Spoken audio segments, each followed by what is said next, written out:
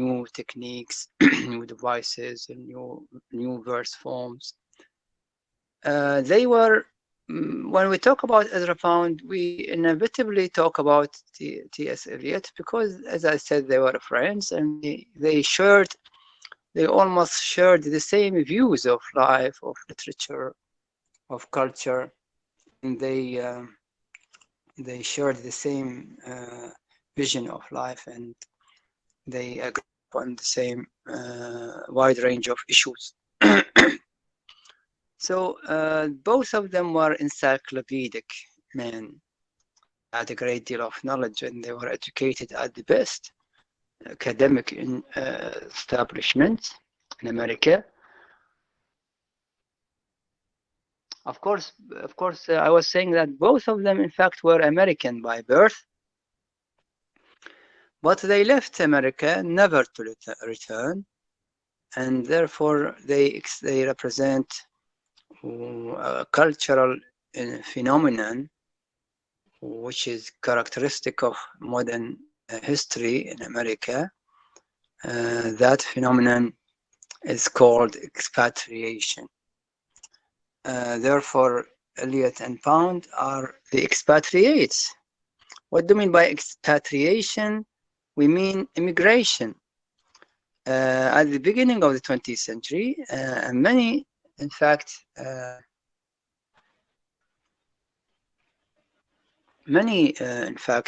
students,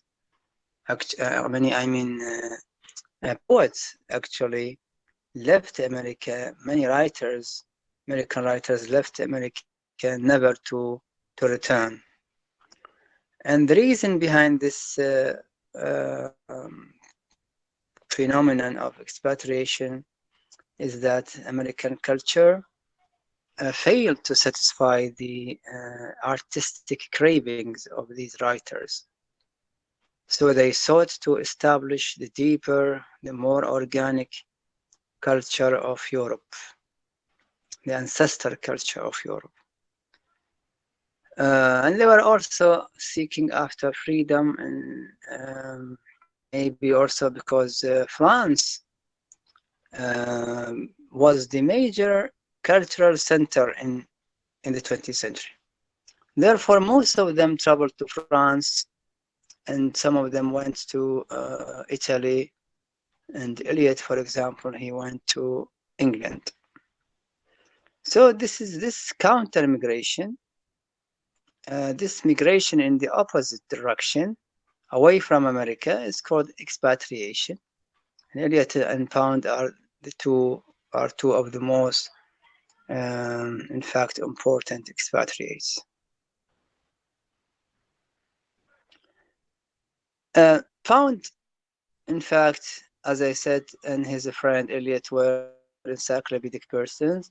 They were familiar with many languages, living languages of the world, and this enabled them to read a wide range of literary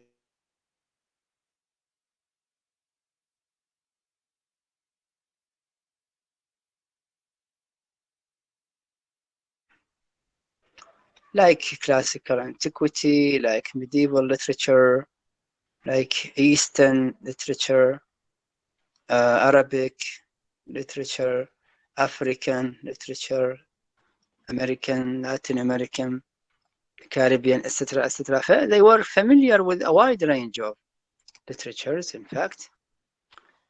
And this enabled them to hunt these literary traditions, to ransack them or to hunt them for new techniques.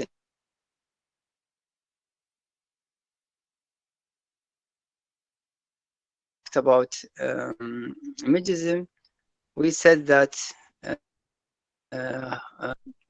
Ezra Pound himself was the main initiator of Imagism.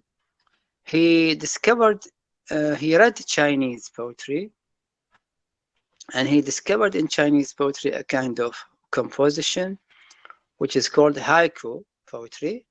If you still remember the haiku poetry. A haiku poem is a 2-line 19-syllable poem which focuses on one image or two images at best.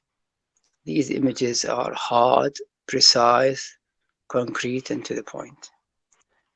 And so go back to your notes about imagism and haiku poetry and try to remember what we said about it. And we gave Pound's definition of the image, and we gave an example about imagistic or haiku poetry, if you remember, in the station of the metro. So haiku poetry is one of the influences that Pound brought to English poetry from other literatures. That augmentation or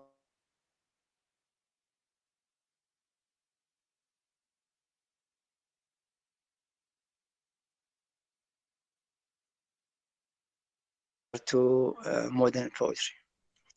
Of course, English poetry has become hackneyed. The language of English poetry had already become hackneyed at the turn of the 20th century. It lost all its freshness and vitality. Therefore, there was an urgent need to refresh and to renew and to give a new life to the language of poetry. Men like Hopkins and Eliot, Pound and Yeats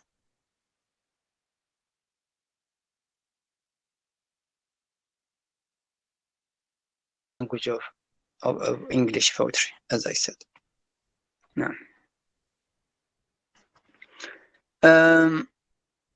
one thing that is associated with this man, with Ezra Pound, is that he is always accused of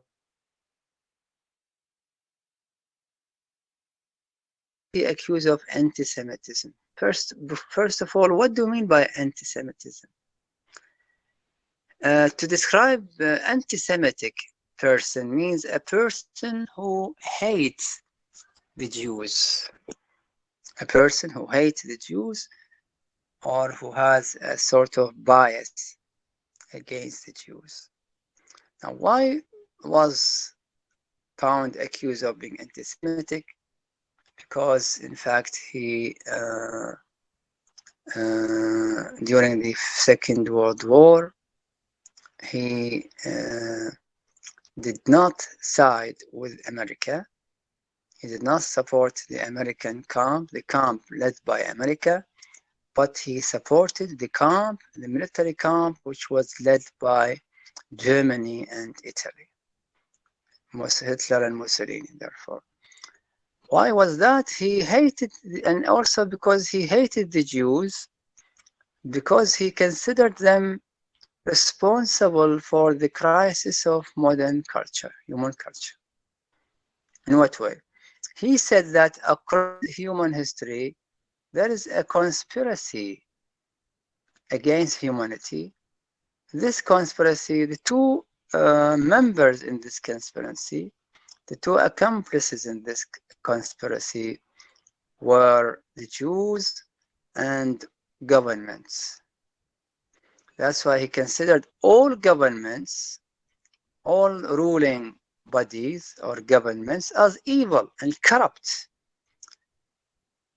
including the government of the United States of America. All governments are evil and corrupt, he said, because they authorize usurous Jews to steal the money of poor people. And they authorize banks, usurous banks, to steal the capital and labor of honest people. And these banks or banking processes across the world are mostly managed and directed and controlled by Jews. You see the point here. Then his hatred of the Jews was not motivated by racism. He was not racist, but only because he associated the Jews with this materialistic, pragmatism. the search for gold, the search for money, you see. Another reason for this, why he hated the Jews, and or rather, why did he did not support the American government? Why he did not support his country in the war, and he sided with Italy and Germany? The reason for this is that he considered Mussolini, the Italian fascist leader, he considered him as the true inheritor of classical Roman culture. In fact, Pound was fascinated with Rome and with the Roman Empire and Roman culture, classical antiquity. So and its achievement in art and philosophy and culture. ولذلك he in fact he had a dream of restoring or reviving classical Roman culture in the modern times. And he thought, maybe mistakenly, he was definitely mistakenly, not maybe, he mistakenly thought that this man, Mussolini, is the true inheritor of Roman classical culture. And he thought that this man is the hero who will restore and revive the lost Roman culture of the ancient times. Anyhow, you know how the Second World War ended? It ended with the defeat of Mussolini, with the fall of Mussolini. Not only this, by the way, Pound, during the war, he presented a series of broadcasts on the Italian radio. It was a program on the Italian radio in which he attacked the United States of America, and he attacked the the American army, and he called upon the American troops to repent. He said, leave your country, leave your government because it is evil and corrupt, he said, and join the Italian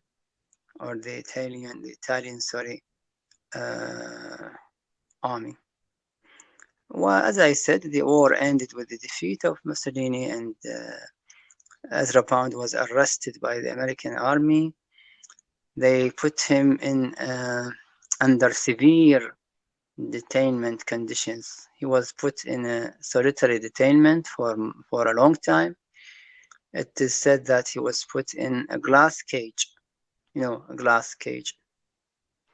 And in that glass cage, he was subjected to the most inhuman and the most miserable, the most cruel, deplorable conditions and tormentations, which were enough to destroy his nerves, to destroy his nervous breakdown, his nervous system, sorry. And then he was broken. The man was broken, psychologically broken. He had a nervous breakdown. And but they kept him in prison for a long time. And they took him to stand in front of the Supreme Court in the United States to answer for treason. But just before he appeared before the judge, a psychoanalyst tested him and decided that this man is no longer liable for any trial of the sort, because he said that this man is psychologically ill, or he had a nervous breakdown, and therefore he recommended that this man must be taken out of prison to a mental house. He was taken to the mental house, and he remained for years, long years in the mental house. It was at last, in 1972, his old friend, T.S. Eliot, who was by then a remarkable literary figure, interceded with the American government to set him free. and he was set free, in fact, at the end. Anyhow, but Pound's poetry can be divided into two categories. The first category consisted of long poems, in fact, long epic poems. We don't have time to take any of such poems. Therefore, I have chosen a short poem by Pound, a poem which is very short, but it is a masterpiece. You will see, you are going to see how this poem is very short, but it is not very easy. There is a great deal of complexity, and there is a very rich symbolic foundation for this poem. You know, this is a poem which cannot be reduced to one meaning. The poem here can be read differently, can be interpreted differently. It is an open-ended poem in the sense that it is open to a number of interpretations. Here in this lecture, I'll focus on two ways of reading this poem. You see, the poem therefore fulfills his definition of the image. Once he used the term, Pound used the term vortex. Once he used the term vortex to I mean, the term vortex, it is written V-O-R-T-E-X,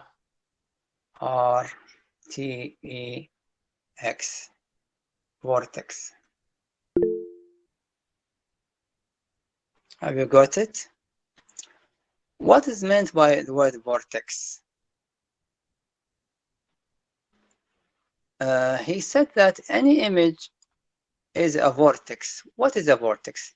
To make you or to help you understand what a vortex, what he means by a vortex, imagine that you throw a stone in a pool. What happens when you throw a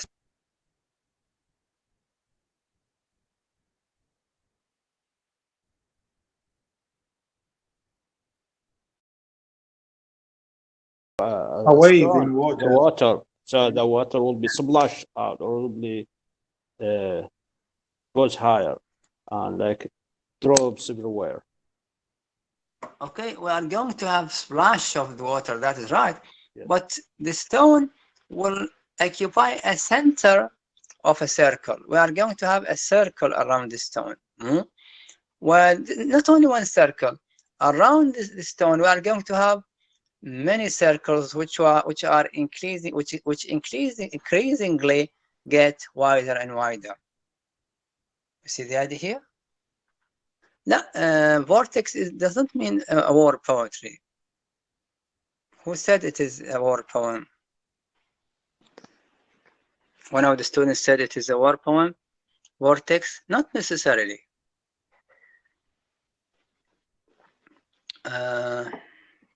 نعم, here whirlpool. What does the word whirlpool mean? And I'm trying to give you a metaphor, to give you an image or a way to help you understand what a vortex is. When you take a stone and you throw it in water, in a pool, a water pool, the stone will move the water, and therefore we'll have the stone in the center, and around the stone we are going to have circles in the water. These circles are getting wider and wider. The closest circle to the stone is the smallest circle, and then we have bigger circle and bigger one and another bigger one, and therefore we have this whirlpool, what you call whirlpool or vortex. You see? Yeah, something similar to the gyre. You remember the gyre in Yeats? Something similar to the gyre. The stone is in the center and the circles is around it. So this means what? This means we don't have one central meaning to any poem. He said any poem can be interpreted in a number of ways. we don't have one definite final meaning, but rather we have what? Shades of meaning. Like these circles, they represent what? Shades of meanings. We have a number of possibilities or probabilities of meaning, of interpretation. We no longer can talk about one definite meaning to the poem, which is decided by the writer at the time of writing the poem. No. The writer that cannot decide the meaning of his poem because language is bigger than the writer. And sometimes writers may convey meanings in their work. They may convey meanings which they are not aware of, or they may convey meanings which they did not intend to convey. As I have shown, for this is the modern point of view of meaning. We can no longer speak of one definite meaning that Allah has shown. Okay, let us now read. The poem is entitled A Girl. Let me read the poem and you follow, please.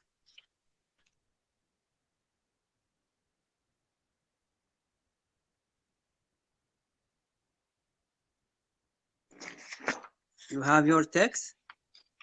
Yes. Yes. Yes. A Tree by Azra. The tree has ascended my hands. The sap has ascended my arms.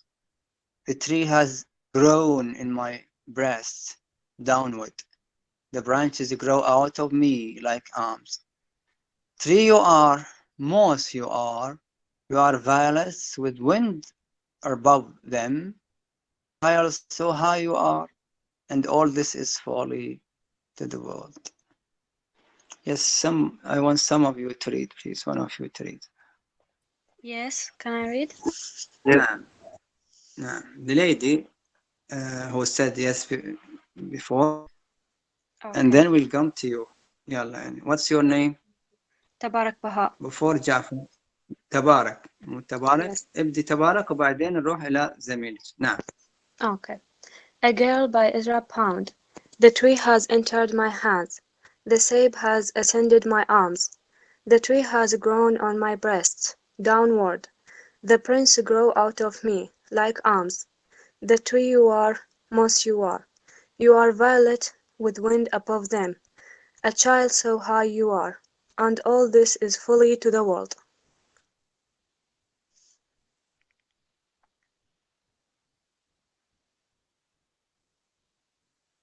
Yes, mister, I finished. The voice is not clear. I think. Can you read it again? Yes, okay. A Girl by Ezra Pound. The tree has entered my hands. The sap has ascended my arms. The tree has grown on my breast, downward. The prints grow out of me, like arms. Tree you are, moss you are. You are violet, with wind above them. A child so high you are. And all this is folly to the world. Good. Thank you. Now, Thank who can read again? Yes. The person who raised Jafar. Yes, Jafar. Yes. Go on, please. The tree has entered my hands. The sap has ascended my arms. The tree has grown in my breast downward. The branches grow out of me like arms. Tree you are, mouse you are. You are violets with wind above them. Okay. A child, a Over. child so high you Mhm. are, and all this folly to the world. Good. Good. Thank you. Somebody else now to read? A third reading. May we have a third reader? Yes. Abbas, yalla. A Girl by Ezra Pound. The tree has entered my hands. The sap has ascended my arms. The tree has grown in my breast, downward. The branches grow out of me like arms. Tree you are, moss you are. You are violent, with wind above them. A child so hard you are, and all this is folly to the world. Thank you. Good. The poem here is entitled "A Girl," and it was suggested to Pound. I mean, Pound was inspired to write this poem by a story in classical mythology. He read a book entitled Metamorphoses. There is a book entitled Metamorphoses by Ovid. A writer, his name is Ovid. This is a classical book which talks about shape-shifting situations. What do you mean by shape-shifting? This means different people, they transform from one shape into another shape. Usually gods or humans, they will be metamorphosed or transformed from a human form to animal form, مثلا, or from a human form to plantation form, from a human to divine to godly form, or a god will transform himself to a human form. That's why we call this book Metamorphosis. It contains, in fact, stories about shape-shifting episodes. The poem here talks about the story. I'll give here a brief explanation of the mythological basis of this poem. Yani the mythological meaning or the mythological basis or foundation of this poem. The myth upon which Pound based his poem. In classical mythology, there is the story of a girl. Her name is Daphne. This girl, Daphne, was loved by Apollo. Apollo loved her passionately.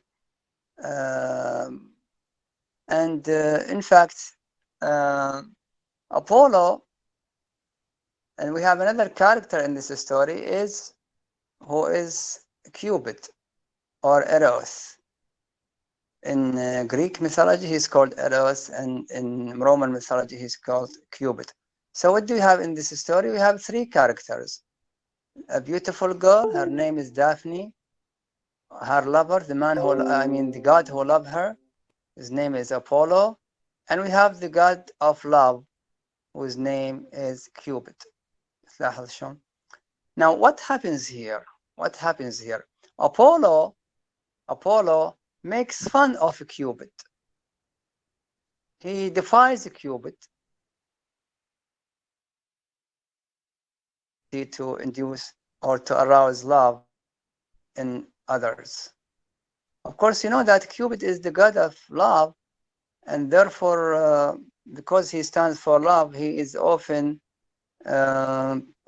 portrayed or painted in a certain way. What is the image in which Cupid often painted? Cupid is often painted in a certain way. Are you familiar with this?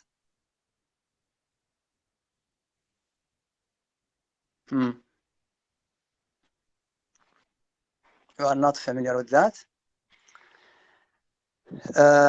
Cupid, the god of love, is always painted or shown in the image of an angel, a child, a small child, whose eyes are blindfolded and who catches in his hand a crossbow, and he is shooting arrows on people. He is shooting people with arrows of love. So the fact that he is blindfolded, he is blinded, he is a child and blinded, this means he is reckless, he is childish, and he is not rational. And that's why love, it is said that love is not a matter of reason. There is nothing rational in love. Love is sometimes something foolish or absurd, because it is love. And here, that's why Cupid is shown or painted in this way. All right. Now, back to the story. We said that Apollo makes fun of Cupid and Cupid's abilities to induce love in other people. Therefore, Cupid becomes angry. Cupid, the god of love, becomes angry, and he shoots It's Apollo with an arrow, which makes him fall in Daphne's love. He makes Apollo fall in love with Daphne, head over heels. And at the same time, to punish Apollo and to revenge himself against Apollo, he shoots the girl with an arrow, which makes her hate Apollo, in order to punish and to make him suffer. But what happens here? Apollo loves the girl, great deal, but the girl hates him. She loathes him. She abhors him. You see the idea here. The girl, what can Apollo do in this respect? Apollo, in fact, beseeches, he begs Cupid to help him, and in his love affair. And of course, the girl herself also asked her father to help her get rid of Apollo. So the girl begs her father or beseeches her father to make her get rid of or to help her get rid of Apollo. So her father transforms her into a tree. Her father, also God, transforms her into a tree. So the girl changes into a tree. She metamorphoses into a tree in order to get rid of the man whom he, or to get rid of Apollo, because she doesn't love him. See the idea here? This is the story. This is the mythological story in a brief. In the poem, we have two stanzas. The first stanza is written from the point of view of the girl, while the second stanza is written from the point of view of her lover, Apollo, whom she hates. The first stanza, we have the girl to speak. We have two speakers in the poem. In the first stanza, the speaker is the girl herself. In the second stanza, who is the speaker? The speaker is Apollo. تلاحظ شلون؟ ولذلك in the first stanza, we have the first person pronouns. We have the use of the first person pronouns, my and me. While in the second stanza, we have the use of the second person pronouns, اللي هي you. Clear?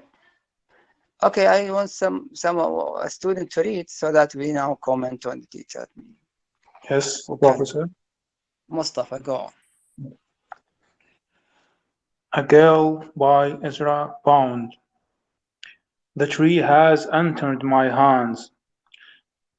The sap has ascended my arms. The tree has grown in my breast. Downward, the branches grow out of me like arms. Good. Tree. This is the first stanza. Thank you, Mustafa. This is the first stanza. What do we have here? The girl is talking here. She is describing what? The girl here is describing her own transformation into a tree. Notice, when we start the poem, the process of transforming into a tree has not yet finished. You see the point here? This means we are still in the middle of the shape-shifting, in the middle of the process of transformation. You see the idea here? That's why, while she is speaking, her body is transformed into a tree. Her body is changing into a tree. ولذلك she is describing this. She said, the tree has entered my hands. She feels the tree entering her hands. She feels the tree occupying her body. She feels the tree penetrating her being or her body. Her hands suddenly change into branches, into a tree branches. And the sap has ascended my arms. And she feels the sap, the juice of the tree, the juice, the life juice of the tree. She feels it penetrating her arms and her body. She is step by step transforming into a tree. She feels branches of the tree mushrooming or sprouting on her body. The tree has grown in my breast, and she feels the tree, as I said, in her breast, in her hands, in her arms. You see, she downward and downward. She feels that the tree is occupying her, is penetrating her, downward and downward. The branches grow out of me like arms, and she can feel and see the branches of the tree growing of her, sprouting and budding on her body like arms. You see the point here? And then the first stanza, we have the girl speaking. She is describing how she is transforming into a tree. Notice when she transforms into a tree, this means, what is the purpose behind this transformation to a tree? According to the classical mythological story, why does she transform into a tree? An idea? We have just said it. We have just said it. Why does she ask her father to transform her into a tree? Any idea? Yes, because of Apollo.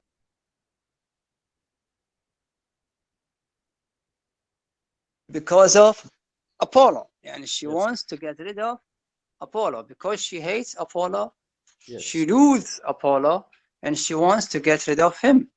And that's why she begged her father to transform her to be a tree.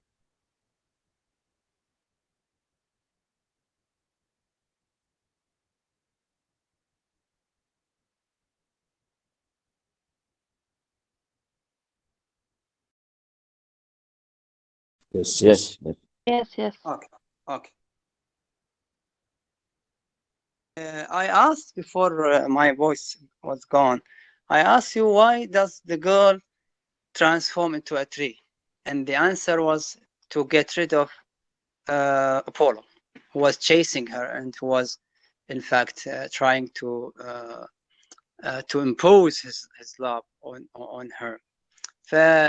Transforming into a tree is a kind of escape. You see the idea here? It's a kind of escapism. This is the only way to escape and to get freedom. When she becomes a tree, this means she will become free of the restrictions or the manacles put on her by Apollo and by society in general. See the idea here? This is according to the mythological level. Bear this in mind, because when we move to the other interpretation, which has nothing to do with mythology, I'll ask you about the reasons behind this transformation, metaphorical transformation. Now here we are discussing only the real transformation, which is what I don't mean real, I mean the literal. Let me to be very accurate. Here we are discussing the literal transformation.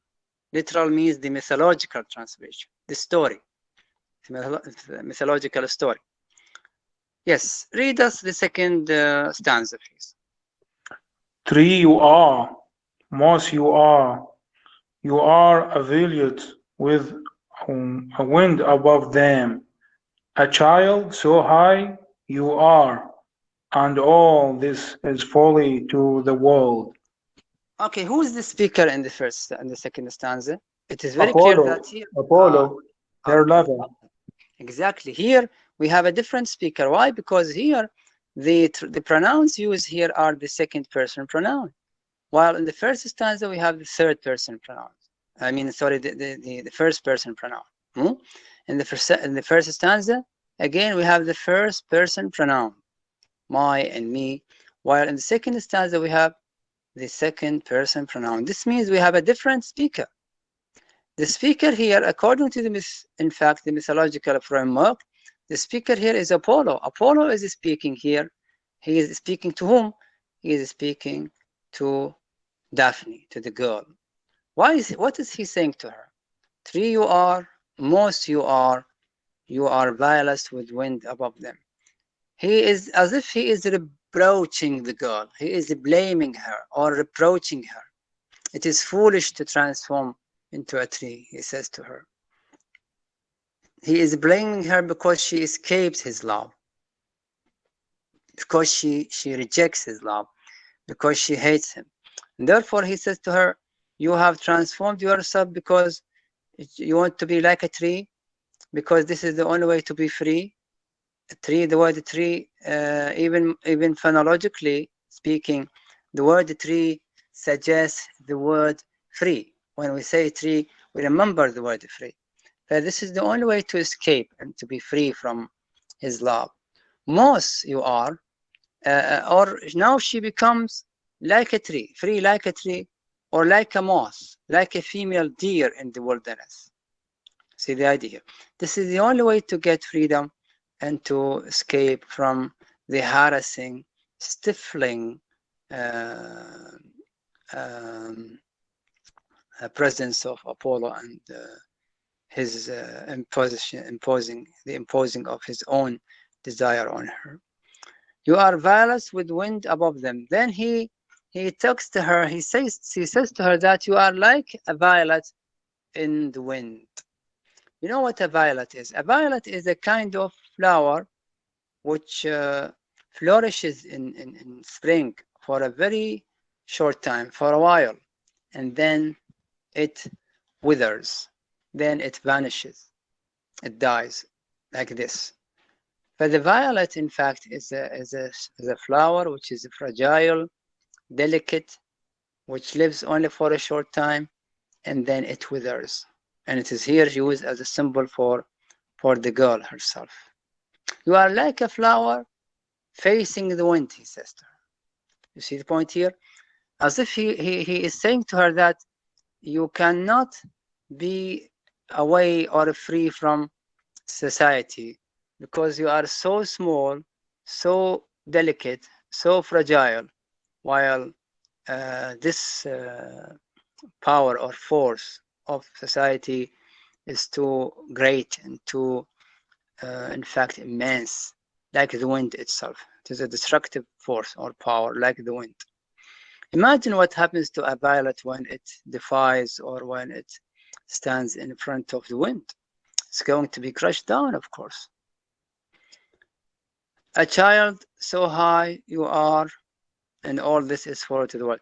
Here he is still talking to the girl, and he says to her, you are a foolish child because you are so high.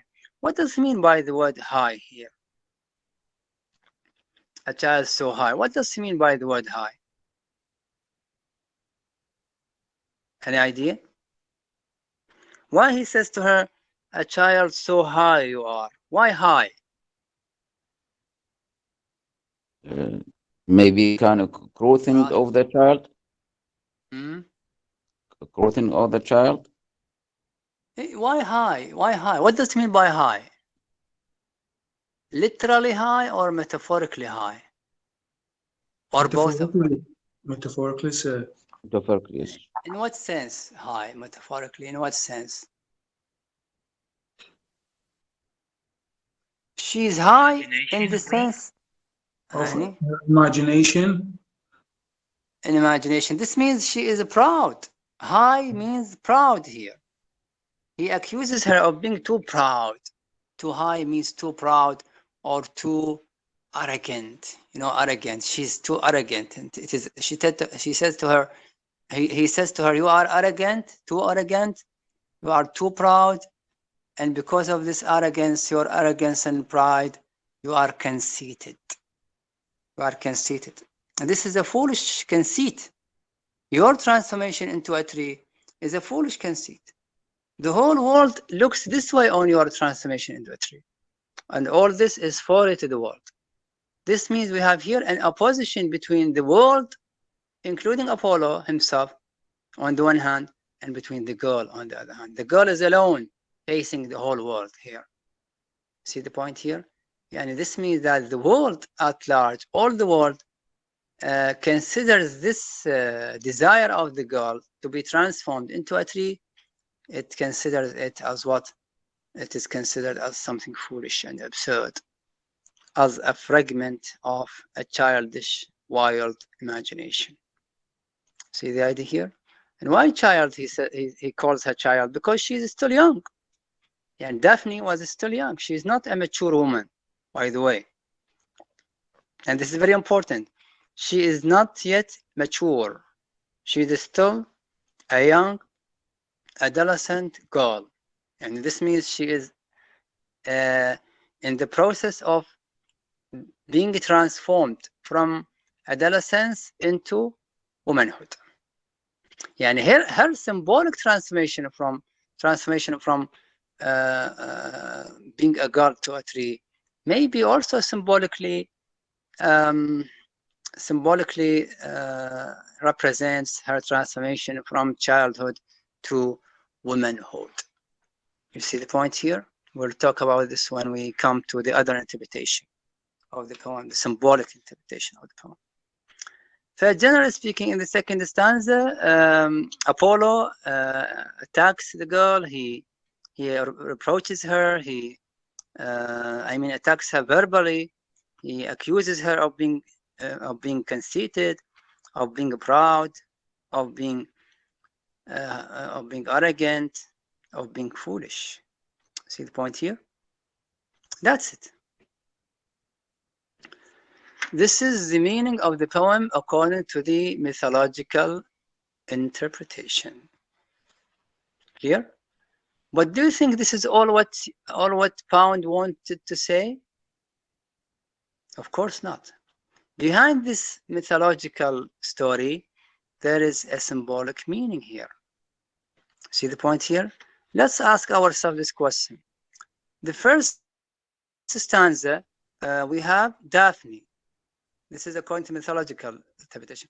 But according to symbolic interpretation, the girl in the first stanza is not only restricted to the mythological girl, Daphne. She is any girl, any woman. She's a symbol for any woman or any girl trying to be free, to get her freedom from the restrictions imposed on her by society. Clear? For Apollo, who was trying to impose his love, his passion on her, he's a symbol for the patriarchal, social, political, and cultural forces which harass women or girls and which restrict their freedom and which, in fact, impinge hard on their individuality.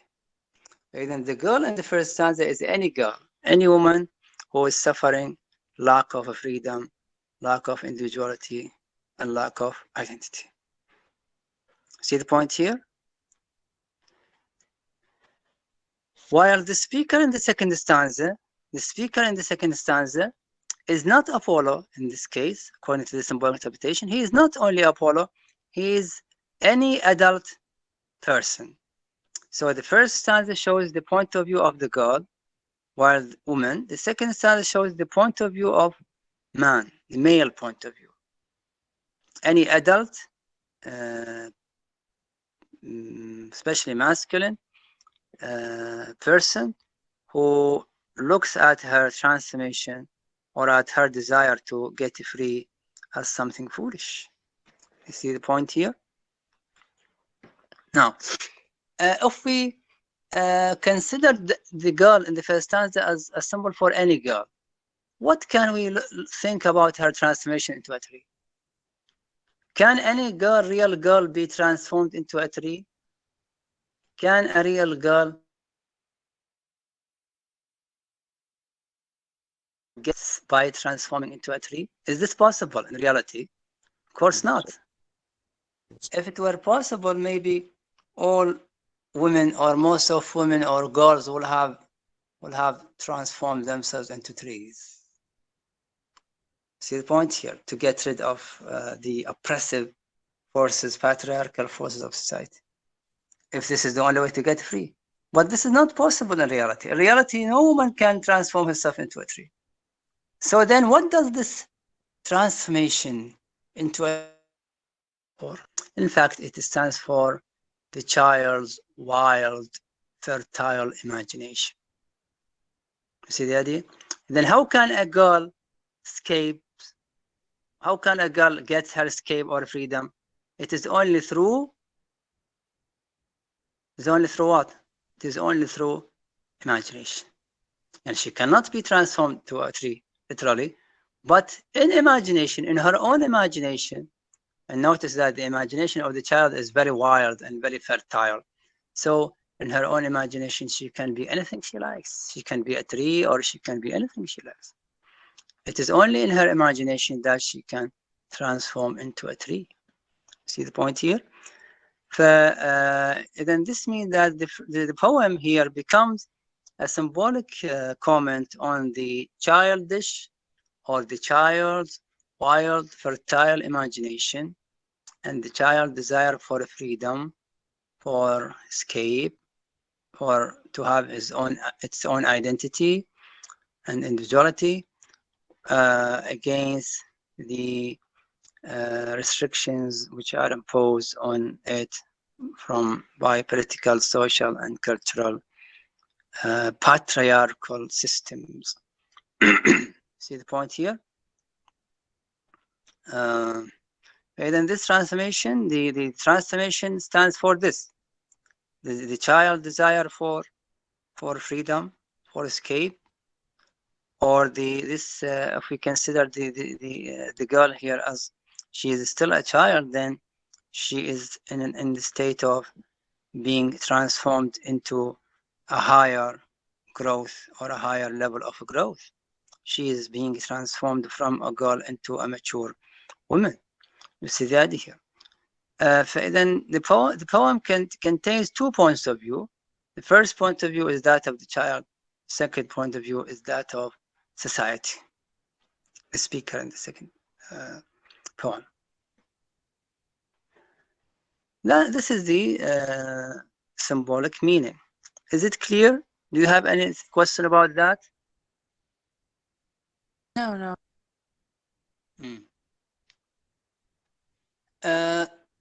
What about the structure of the poem, the form of the poem? Because the poem talks about a child's desire for freedom or for escape, we notice that this theme is reflected and embodied in the form of the poem. The poem has a form which is also free. The form of the poem is free. The poem is written in a free verse. And a free verse is the form which reflects the theme of freedom here. The poem itself is not restricted by any law or by any conventions. The poem is not restricted by any rule of rhyme or rhythm. As you know, free verse is a kind of verse which is written with the utmost freedom as far as rhyme and rhythm is concerned. We don't have here a unified system of rhyme or rhythm, but the poet is free in changing the rhyme and rhythm continuously in order to achieve or to reflect this utmost fidelity to the flux of feeling inside the girl. See the point here?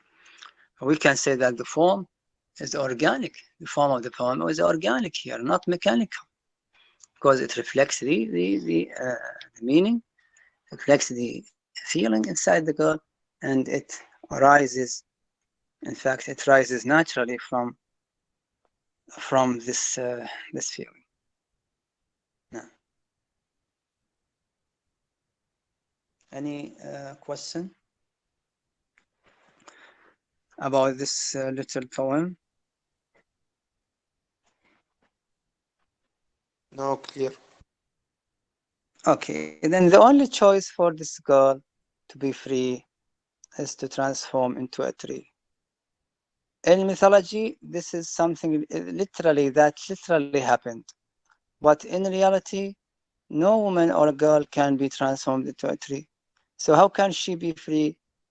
How can she get rid from the patriarchal, oppressive restrictions put on her by society? It is only through imagination. It is only through her wild.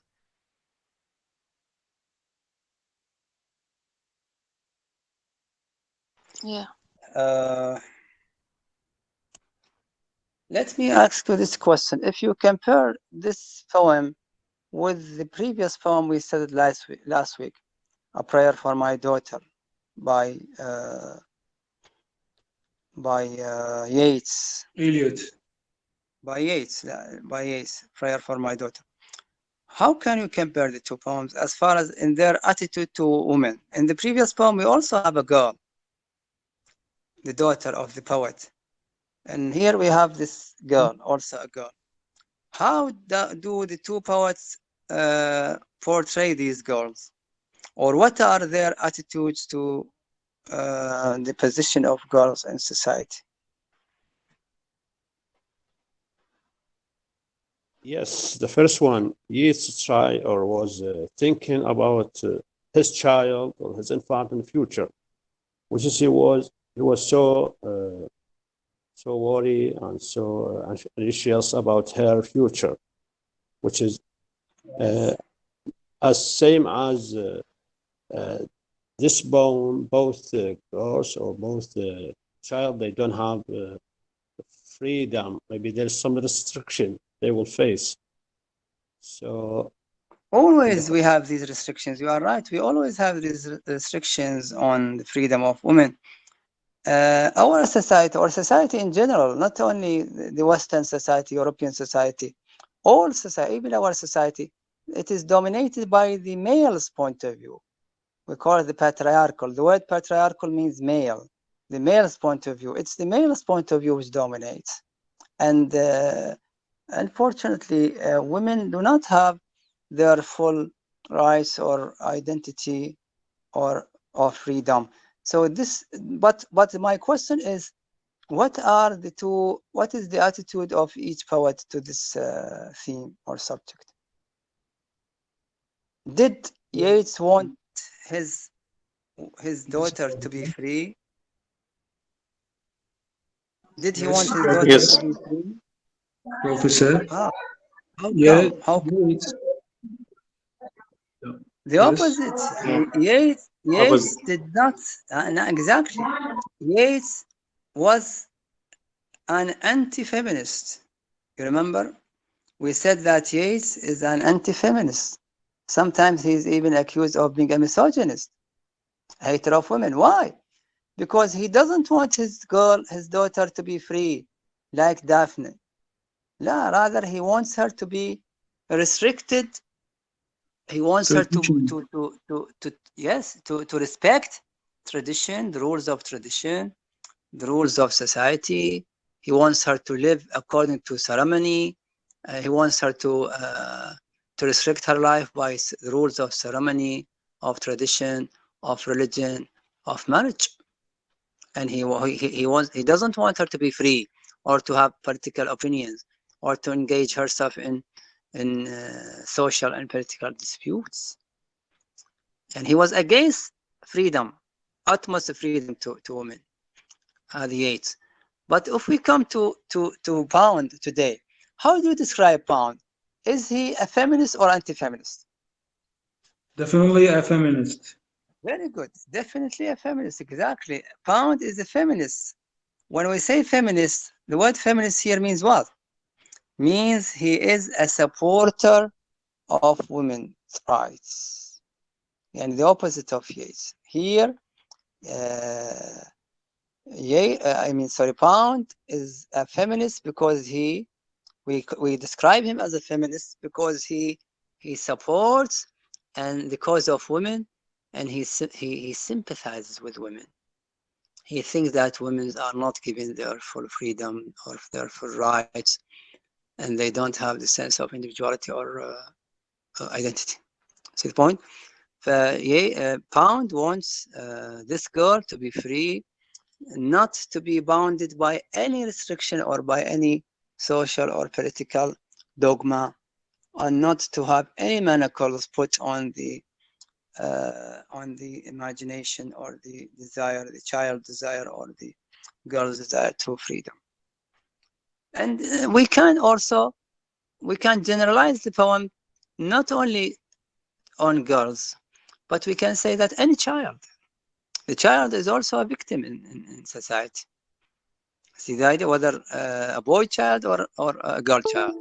Any child children are victims in society.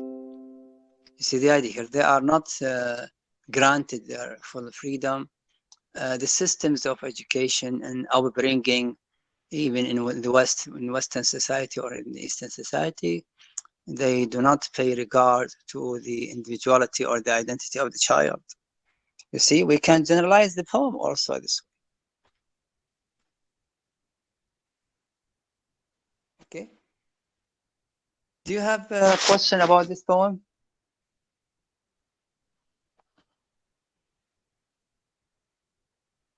Is there anything which is not clear?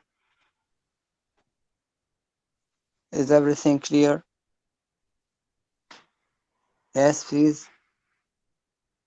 Yes, Professor. Okay, nothing. Then things are all clear and fine.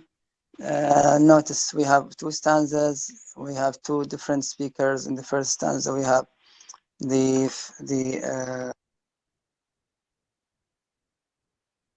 the first stanza we have the first person pronoun, or in the second stanza we have the second person pronoun.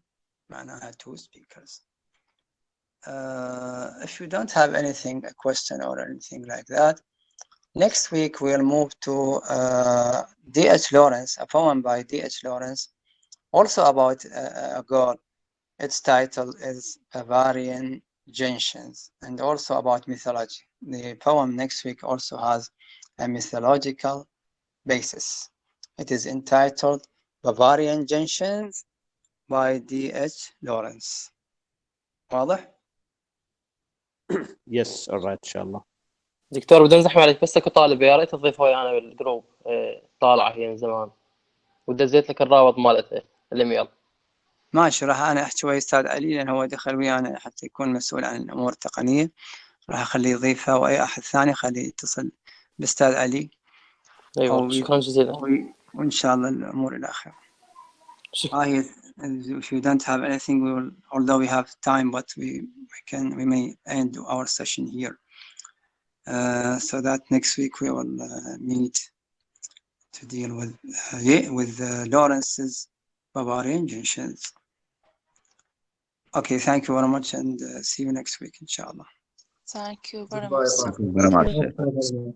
Thank you very much. Thank you very much. Welcome.